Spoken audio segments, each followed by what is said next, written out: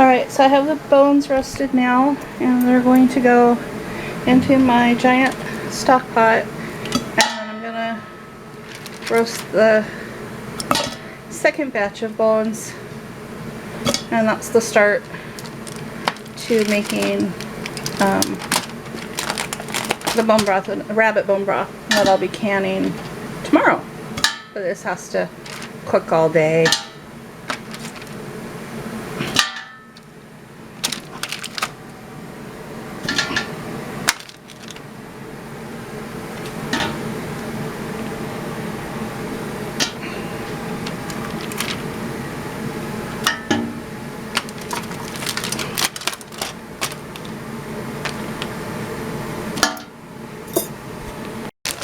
Alright, so these are the second batch of bones. About 3 rabbit bone sets fit in one Ziploc. So I just spread these out and wash my hands. Then you take your pepper and you give it a good seasoning.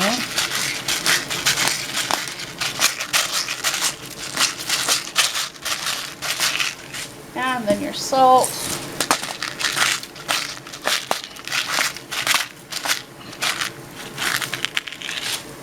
And this goes into a 350-degree oven for an hour. Roasting the bones helps bring out the collagen and the marrow and all the good things that you want in bone broth.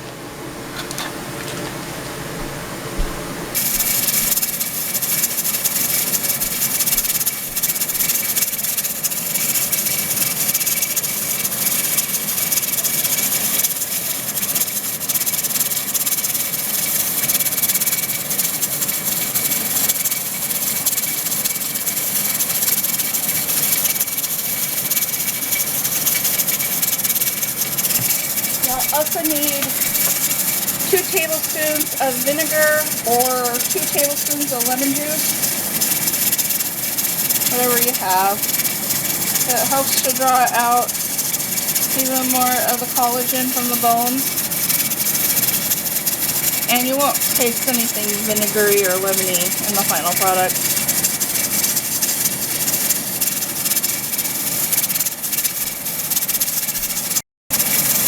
Now, if you don't have your own filter, you can buy distilled water, but a simple Brita filter is good enough for this, and they're not that expensive.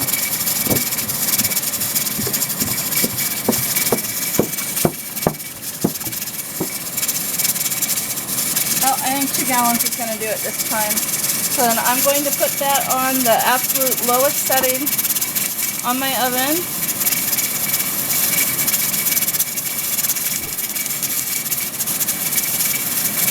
Because we don't want it to boil, we want it to heat up and then make little bubbles that come up. But we're doing it at very low temperature because boiling it does not make the collagen and marrow come out as well. So that for the real benefit, you need it on the low temperature. And it will get hot, it's just going to take a while. And then for rabbit bone broth, they recommend 12 to 24 hours. So the longer you have it on the heat, the better the end product is, the more gelatin you're going to have in it. So it's a 2-day process usually, unless you feel comfortable leaving your stove on all night, which I don't.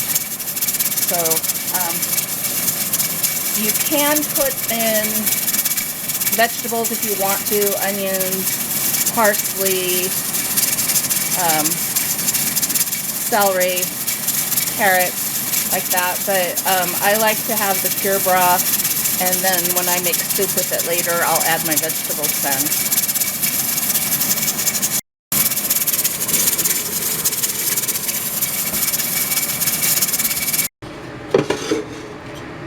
Okay, my broth is done.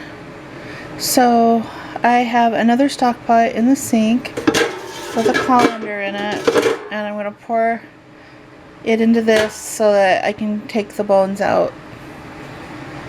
Okay, this broth has been going for about 20 hours.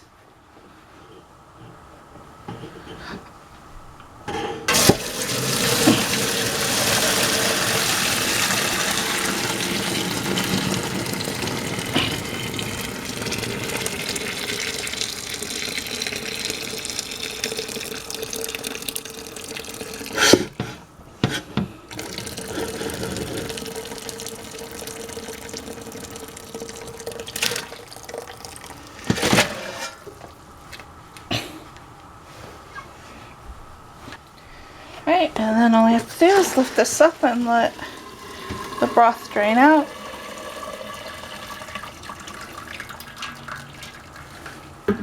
And as you can see, there is still quite a bit of meat on the bone. So I am, after this cools off, I'm going to pick all of this meat off and save it for probably enchiladas. Right, and look at that beautiful golden color.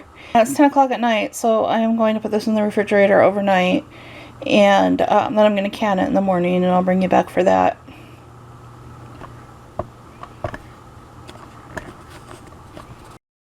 Alright, so I just wanted to show you how much meat I got off of those bones. I've got 6 cups here, and if I had just thrown that away, I would have lost out on a lot of meat. This is enough to make 2 trays of enchiladas. So it's worth it. It's a little tedious to pull it all off the little bones, but it's definitely worth it. Alright, my rabbit bone broth is ready to can, so I have put my tatler rings in. I'll be using those today, and they have to scald for at least 2 minutes, so they'll come to a boil, and then I'll set the timer for 2 minutes, and then take them off. Okay, the equipment I use to do this is a fine mesh sieve, a large measure, and a small measure. Sometimes I'll use this when I get towards the end, it depends. Here's my bone broth. It's nice and gelatinous, and that is exactly what we want for the health benefits of bone broth. My lids are scalded. I have my first 2 jars. I dumped the water out. It was boiling hot water, and I actually put the first 2 quarts into the pressure canner because it is because it needs 2 quarts of hot water. So it's multitasking. Okay, now I just will dip this into my broth and then pour it through the sieve to catch any little pieces of meat that are still in there.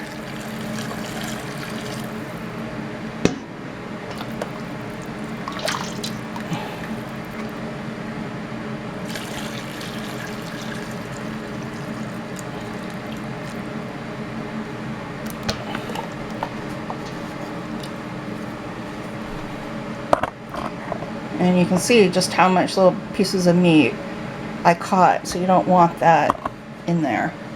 Because if you have meat in there, then you're going to have to boil this for the meat time and not for the broth time.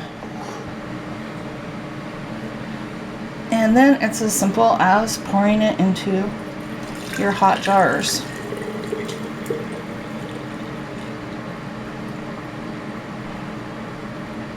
Leaving 1 inch of head space.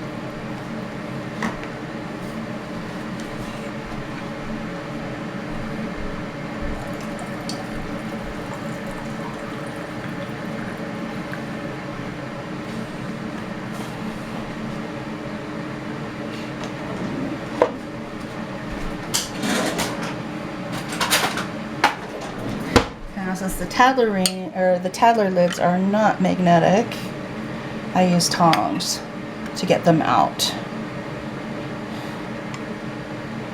Oh. Before I put that on, we need to wipe it with vinegar. Anytime you use a meat product, you need to wipe the rims with vinegar.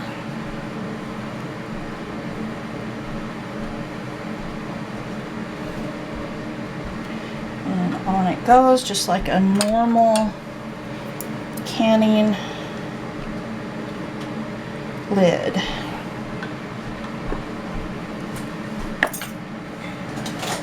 There's a slight difference with the Tattler lids. You tighten them and then you go backwards just a little bit, and then they get retightened after you take them out of the canner.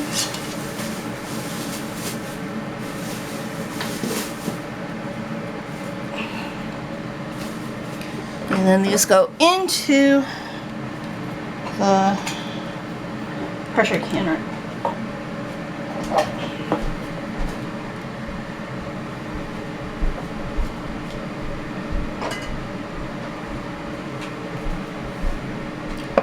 And that's how it goes.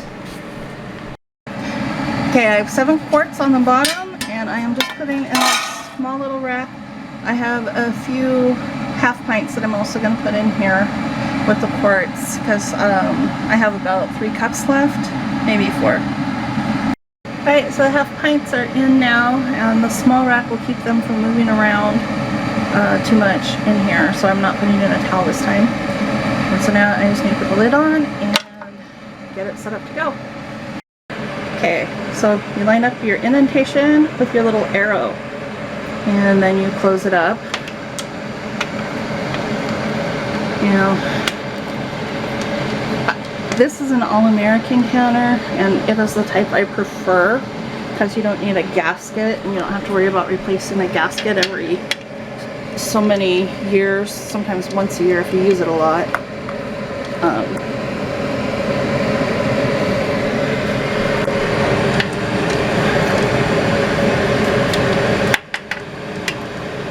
This, you never have to worry about that at all. Going backwards.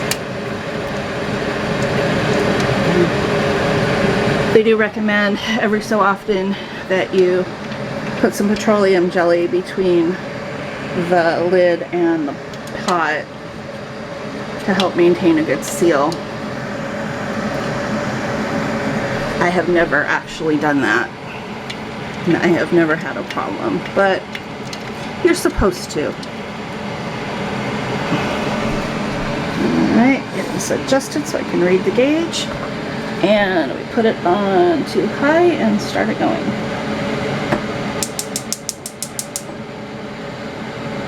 I'll get back with you when this thing vents. Alright, we have our nice steady stream. Show up against anything. Well, take my word for it, it's venting in a solid stream. So now we can set the timer for 10 minutes. And when that's done, we'll put the weight on. Alright, it has been venting for 10 minutes, and I will be putting the weight on. I am at sea level, so I want the 10-pound weight. And we'll bring that up to pressure, and then with quarts, it is 25 minutes. And if I were doing just pints and half pints, it would be 20 minutes. This is up to 10 pounds of pressure on the gauge, so we set our timer for 25 minutes. Now, if you find that your gauge is creeping up towards the 15, you'll probably have to turn your heat down a little, but the purpose of the weight is to release the excess pressure, so it doesn't usually happen, but it can. Alright, so the timer went off, I turned off the heat, and now we just have to wait for the temperature gauge to go down to 0. Okay, the pressure's down to 0, so can now take off the lid. And as before, you take it off diagonally.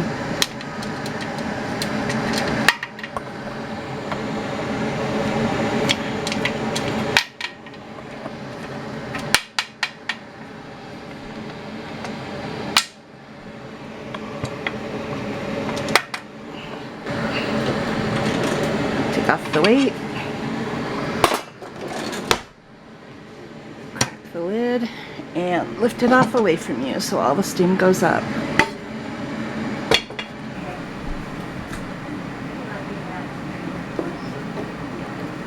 Okay, now because we are using the Tatler lids, you gotta take this out as soon as the pressure is down and then tighten. And it's just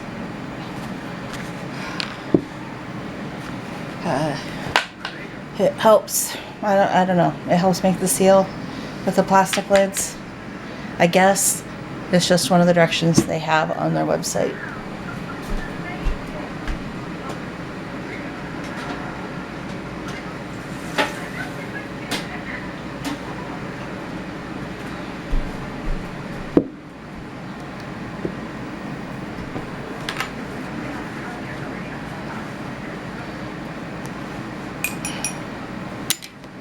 But it looks like they've sealed.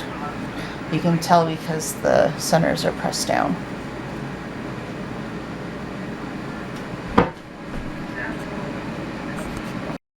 Okay, there we go. We have our 7 quarts and our 4 half pints. No. And anyway, that's how you make rabbit bone broth and can it.